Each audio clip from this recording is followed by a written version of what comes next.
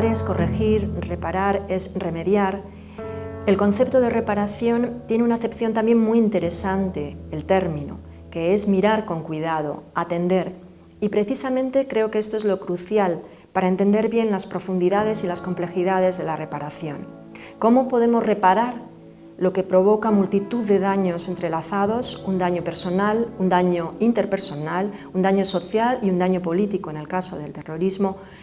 Daños que además se prolongan en el tiempo, daños que persisten en el presente, aunque se cataloguen jurídicamente o históricamente en el pasado.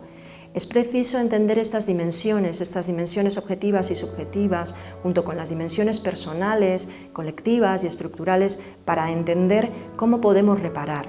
Cómo podemos reparar lo que en principio es irreparable, la eliminación de una persona, pero sí podemos hacer algo con esos daños para aminorar el sufrimiento y para hacernos responsables.